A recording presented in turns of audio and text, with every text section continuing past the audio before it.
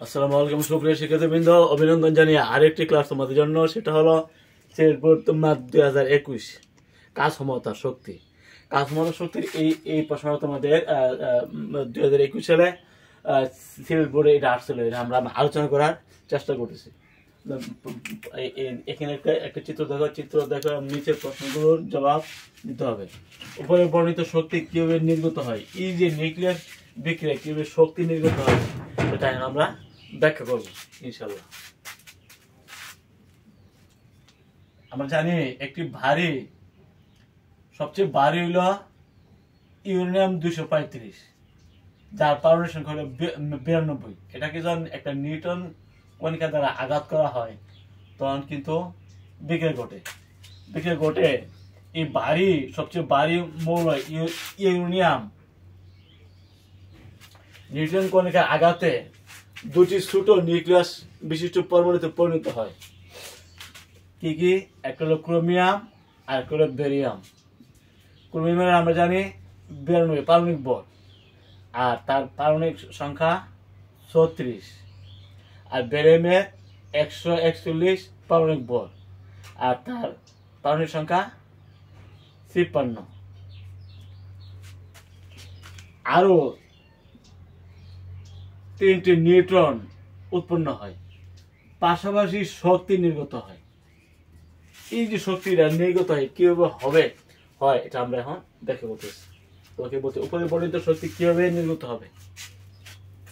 সবচেয়ে ভারী মৌল ইউরেনিয়াম, যার পারমাণবিক সংখ্যা হলো 92, পারমাণবিক বল 235। এটাকে নিউট্রন কণিকা দ্বারা আঘাত করার পরে 3টি নিউট্রন কণিকা কিন্তু উৎপন্ন হচ্ছে, প্রচুর শক্তি নির্গত হচ্ছে, তাই না? এবং পাশাপাশি একটা নিউট্রন কণিকার প্রভাবে বা আঘাতে ইউরেনিয়াম থেকে 2টি ছোট নিউক্লিয়াস বিশিষ্ট মৌল পরমাণু, একটা ক্রোমিয়াম একটা বেরিয়াম কিন্তু উৎপন্ন হচ্ছে। এই যে প্রক্রিয়া, এই প্রক্রিয়ায় চলতে থাকে। একটা নিউট্রন কণিকার আঘাতে 3টি নিউট্রন কণিকা, আবার 3টি নিউট্রন কণিকা আবার 3টি ইউরেনিয়ামকে আবার আঘাত করার পরে আবার 3টা থেকে হবে 3 থেকে 9টা থেকে হবে নিউট্রন।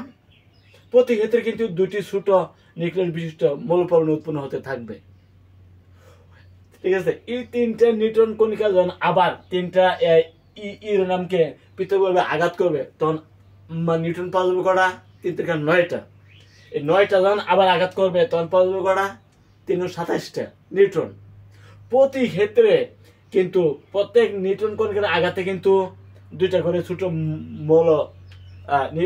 নিউক্লিয়াস বিশিষ্ট মৌল পরমাণু পাওয়া যাবে, শক্তি নির্গত হতে থাকবে। এই চেইন বিক্রিয়া চলতে থাকবে, 200 মেগাভোল্ট পর্যন্ত শক্তি নির্গত হতে পারে। এই যে নিউক্লিয়ার বিক্রিয়া, এটা শক্তি উৎপাদন করার জন্য এই যে একটা প্রক্রিয়া। আমাদের মনে রাখতে প্রতি ক্ষেত্রে প্রত্যেক নিউট্রন কণিকার আঘাতে কিন্তু 2টা করে ছোট নিউক্লিয়াস বিশিষ্ট মৌল পরমাণু উৎপন্ন হতে থাকবে, এবং প্রত্যেকটা নিউট্রন কণিকার আঘাতে 3টি করে নতুন নিউট্রন কণিকা কিন্তু উৎপন্ন হচ্ছে, তাই না? এবং শক্তি নির্গত হয়। এই 3টা নিউট্রন কণিকা আবার আঘাত করার পরে 3টা থেকে হবে 9টা নিউট্রন কণিকা, 9টা থেকে হবে কটা? 27টা থেকে হবে কটা? 81টা। এভাবে কিন্তু চলতে থাকবে, প্রচুর শক্তি নির্গত হতে থাকবে, 200 মেগাভোল্ট পর্যন্ত কিন্তু শক্তি নির্গত হয়, ঠিক আছে? এই যে প্রক্রিয়া, এটা হলো শক্তি নির্গত হওয়ার প্রক্রিয়া। এটা নিউক্লিয়ার ফিশন বিক্রিয়া বলা হয়, নিউক্লিয়ার ফিশন, ঠিক আছে? যে নিউক্লিয়ার বিক্রিয়ায় নিউট্রন কণিকার আঘাতে ছোট ছোট নিউক্লিয়াস বিশিষ্ট মৌল পরমাণু উৎপন্ন হয় এবং নিউট্রন কণিকা উৎপন্ন হয় এবং শক্তি নির্গত হয়। এই বিক্রিয়াটার নাম আসলে নিউক্লিয়ার ফিশন বিক্রিয়া, নিউক্লিয়ার ফিশন, ঠিক আছে? এভাবে কিন্তু শক্তি নির্গত হতে থাকে। পরের প্রশ্ন, বর্ণিত শক্তি ব্যবহারে ক্ষতিকর প্রভাব এবং কিভাবে আমরা সেগুলো নিরাপদ রাখতে পারি। এই যে নিউক্লিয়ার চেইন বিক্রিয়া, এটা কিন্তু চলতে থাকে। এটাকে নিয়ন্ত্রণ করার জন্য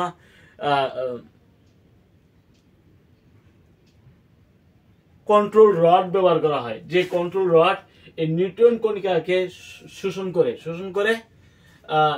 নিউট্রনের পরিমাণ নিরূপণ করে এবং এই বিক্রিয়াটাকে নিয়ন্ত্রণ করে।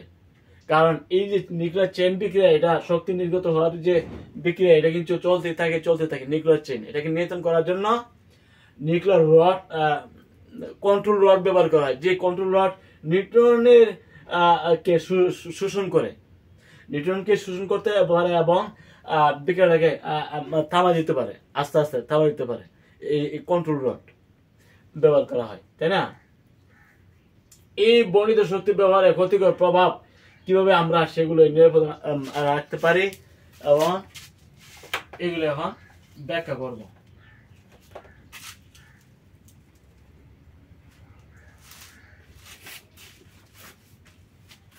বর্ণিত শক্তি হলো নিউক্লিয় শক্তি। এই নিউক্লিয় বিক্রিয়া থেকে যেমন প্রচুর শক্তি পাওয়া যায়, তেমনি এটা নিয়ন্ত্রণ করতে না পারলে অনেক ক্ষতির কারণে অনেক শক্তি কিন্তু পাওয়া যায়। এটা চেন বিক্রিয়া, চেন আকার চলতেই থাকে, আঘাত হইতে থাকে, শক্তি নির্গত হতে থাকে। এটা যদি নিয়ন্ত্রণ করতে না পারা যায় তা আমাদের ক্ষতির কারণ হতে পারে। নিউক্লিয় বা পারমাণবিক বিদ্যুৎ কেন্দ্রে সুবিধার পাশাপাশি অনেক অসুবিধা রয়েছে। নিউক্লিয় জ্বালানির বর্জ্য অতিমাত্রায় তেজস্ক্রিয়। এই যে নিউক্লিয় বিক্রিয়ায় যে এখানে যে জ্বালানি, এই যে বর্জ্য উৎপন্ন হয়, সেগুলিও কিন্তু অনেক তেজস্ক্রিয় হয়। এই বর্জ্যকে নিরাপদে পরিণত করতে হাজার হাজার বছর ধরে সংরক্ষণ করতে হয়। এছাড়া নিউক্লিয় চুল্লিতে উচ্চ তাপমাত্রা এবং চাপ তৈরি হয়। এই নিউক্লিয় চুল্লিতে উচ্চ তাপমাত্রায় তাপ এবং চাপ উৎপন্ন হয়। তাই একে এমন পদার্থ দিয়ে তৈরি করতে হবে যেন তা সহ্য করতে পারে। নতুবা সোভিয়েত ইউনিয়ন, বর্তমান ইউক্রেন, চেরনোবিল ও জাপানের ফুকুশিমার মতো দুর্ঘটনা কিন্তু করতে পারে। এই যে নিউক্লিয় চুল্লি যদি নিয়ন্ত্রণ করতে না পারা যায়, নিউক্লিয় বর্জ্য পদার্থ এবং যে শক্তি নিয়ন্ত্রণ করতে না পারলে কিন্তু এটা আমাদের ক্ষতির কারণ হতে পারে। যেমন জাপানের ফুকুশিমা এবং ইউক্রেন, তাদের কিন্তু মতো দুর্ঘটনা সেখানে হতে পারে। এই দুর্ঘটনা থেকে নিরাপত্তা রাখার জন্য সাবধানতা দরকার। নিউক্লিয়ার বিক্রিয়ার পর যে বাড়তি নিউট্রন বের হয়, সেগুলো কোনোভাবে অন্য কোথাও শোষণ করতে পারলেই নিউক্লিয়ার বিক্রিয়া বন্ধ হয়ে যায়। এই যে নিউট্রন উৎপন্ন হতে থাকে, হ্যাঁ, 1টা থেকে 3টা, 3টা থেকে 9টা, 9টা থেকে 27টা, 27টা থেকে 81টা, এগুলো কিন্তু উৎপন্ন হতে থাকে। এটা যদি নিয়ন্ত্রণ করতে না পারা যায়, তাহলে আমাদের নিয়ন্ত্রণ করার জন্য নিউক্লিয়ার বিক্রিয়ার পর যে বাড়তি নিউট্রন বের হয়, সেগুলো কোনোভাবে অন্য কোথাও শোষণ করাতে পারলেই নিউক্লিয়ার বিক্রিয়া বন্ধ হয়ে যায়। এই নিউট্রনটা শোষণ করাতে পারলেই নিউক্লিয়ার বিক্রিয়াটা বন্ধ হয়ে যায়। নিউট্রনকে শোষণ করার জন্য নিউক্লিয়ার রিয়েক্টরে কন্ট্রোল রড থাকে। নিউক্লিয়ার যে রিয়েক্টর, এটার মধ্যে কন্ট্রোল রড থাকে। এই কন্ট্রোল রড নিউট্রনকে শোষণ করে বিক্রিয়াটা নিয়ন্ত্রণ করতে পারে, তাই না? কি বলছে? নিউট্রনকে শোষণ করার জন্য নিউক্লিয়ার রিয়েক্টরে কন্ট্রোল রড থাকে, যা দিয়ে নিউট্রনের পরিমাণ নিয়ন্ত্রণ করা যায়। তাই দ্রুত কাজ করতে সক্ষম এমন কন্ট্রোল রড বসাতে হবে। বিক্রিয়ার সাথে সাথে কন্ট্রোল রড ব্যবহার করতে হবে, যাতে বিক্রিয়া নিয়ন্ত্রণ করা যায়, আর এত ক্ষতির কারণ হতে পারে। তাই দ্রুত কাজ করতে সক্ষম এমন কন্ট্রোল রড বসাতে হবে। চুল্লি বহনকারী অবকাঠামো দৃঢ়ভাবে নির্মাণ করতে হবে, ঠিক আছে? তা না হলে কিন্তু আমাদের ক্ষতির কারণ হতে পারে। বুঝতে পারছো আশা করি? পরের প্রশ্ন, নবায়নযোগ্য শক্তি কাকে বলে?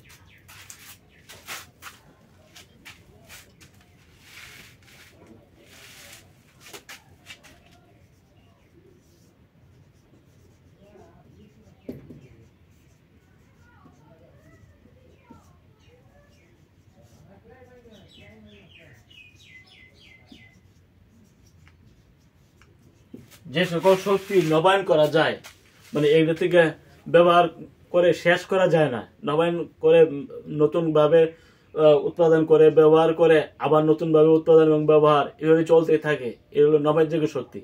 নবায়নযোগ্য শক্তি শেষ হয় না, হারিয়ে যায় না বা ফুরিয়ে যায় না, ধ্বংস হয়ে যায় না, নতুন করে আবার তৈরি করা যায়। যেমন বায়োমাস নবায়নযোগ্য। কেন বলছি আমরা বায়োমাস নবায়নযোগ্য? কারণ এটা গাছপালা থেকে মূলত উৎপত্তি। গাছপালা যদি থাকবে ততদিন মূলত বায়োমাস উৎপন্ন করা যাবে, বিভিন্নভাবে হোক, বিভিন্ন ক্ষেত্রে, বিভিন্ন প্রক্রিয়ায়, তাই না? এই জন্য এই সকল যে শক্তিগুলো, এগুলো হলো নবায়নযোগ্য শক্তি, যেগুলি হারিয়ে যায় না, ফুরিয়ে যায় না, শেষ হয়ে যাওয়ার সম্ভাবনা নেই, নতুন করে তৈরি করা যায়, উৎপাদন করা যায়, ব্যবহার করা যায়, তাই না? এই হলো নবায়নযোগ্য শক্তি। আর অনবায়নযোগ্য শক্তি যেমন তেল, গ্যাস, কয়লা, এগুলি ফুরিয়ে যাওয়ার সম্ভাবনা। যেমন ইউরেনিয়াম, একসময় এই যে নিউক্লিয়ার বিক্রিয়া যে আমরা করি, ইউরেনিয়াম থেকে, এই ইউরেনিয়াম একসময় শেষ হয়ে যাবে, মানে খনি থেকে শেষ হয়ে যাবে, এই জন্য এটা অনবায়নযোগ্য শক্তি আমরা বলি। তেল একসময় শেষ হয়ে যাবে, খনি থেকে একসময় শেষ হয়ে যাবে, এই জন্য তেলও একটা অনবায়নযোগ্য শক্তি, তাই না? গ্যাস, তারপরে কয়লা, এগুলো অনবায়নযোগ্য, কারণ এগুলি একসময় ফুরিয়ে যাওয়ার সম্ভাবনা, ফুরিয়ে যাবে, নিঃশেষ হয়ে যাবে, শেষ হয়ে যাবে, নতুন করে তৈরি করা সম্ভব হবে না, একসময় শেষ হয়ে যাবে। এই জন্য তেল, গ্যাস, কয়লা মতো যেগুলি আছে এগুলি অনবায়নযোগ্য, যেগুলি ফুরিয়ে যাবে, শেষ হয়ে যাবে, তাই না? যেমন সৌরশক্তি, দুনিয়া যতদিন থাকবে সৌরশক্তি থাকবে। এই সৌরশক্তি হলো নবায়নযোগ্য, কারণ এটাকে থেকে আমরা শক্তি উৎপাদন করে ব্যবহার করতে পারি, খড়গোটা ব্যবহার করতে পারি, শুকাইতে পারি। এই শক্তি কোনোদিন শেষ হবে না। এটা হইল নবায়নযোগ্য, যেগুলি ব্যবহার শেষ করা যায় না, ফুরিয়ে যাওয়ার সম্ভাবনা নেই, সেগুলো নবায়নযোগ্য। আর যেগুলি ফুরিয়ে যাবে, শেষ হয়ে যাবে, ব্যবহারের পর প্রক্রিয়া শেষ করার পরে এই বস্তুটা নতুন করে পাওয়ার সম্ভাবনা নেই, একসময় শেষ হয়ে যাবে, সেগুলো হলো অনবায়নযোগ্য। ঠিক আছে? পরের প্রশ্ন, বড় শক্তির সম্পর্ক ব্যাখ্যা করো। বর ও শক্তির সম্পর্ক।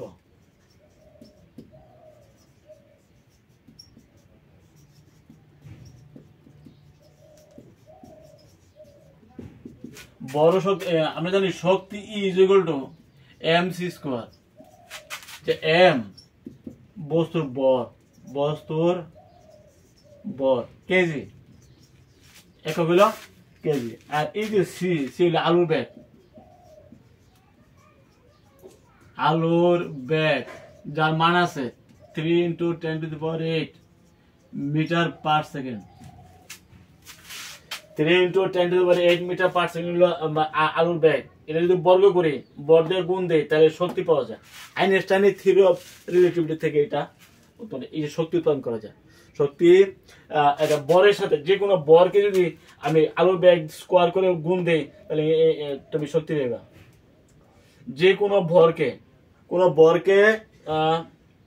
যদি আমরা আলুর ব্যাগ 3 × 10⁸ মিটার পার সেকেন্ড স্কোয়ার করে আমরা যদি বর্গের গুণ দেই, বর্গের গুলো কেজি, ফলে তার এককটা কি হবে? কেজি, যেহেতু এটা ব্যাগ, মিটার পার সেকেন্ড তার স্কোয়ার, তাই না? তাহলে kg metre square per second square হলো তার আসল একক। কেজি মিটার উপরে স্কোয়ার আছে, মিটার স্কোয়ার পার সেকেন্ড উপরে স্কোয়ার আছে, পার সেকেন্ড স্কোয়ার, তার মানে kg metre square per second square হলো এই শক্তির একক, যেটা আমরা জুল বলি, যেটাকে আমরা জুল বলে থাকি। যেহেতু এটা শক্তি, তার হলো জুল। আসলে তার মূল একক হলো kg metre square per second square, kg metre square per second square. যেহেতু এটা শক্তি, এটা আমরা জুল বলে থাকি। Kg metre square per second square বলে কিন্তু ভুল হবে না, হবে? কেজি তো আছে, মিটার উপর স্কোয়ার আছে, মিটার স্কোয়ার দিছি, পার সেকেন্ড উপর স্কোয়ার আছে, পার সেকেন্ড দিছি।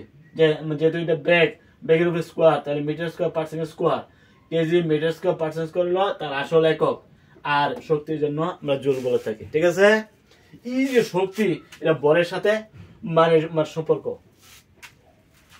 কিসের সাথে? বরের সাথে মানে সম্পর্ক।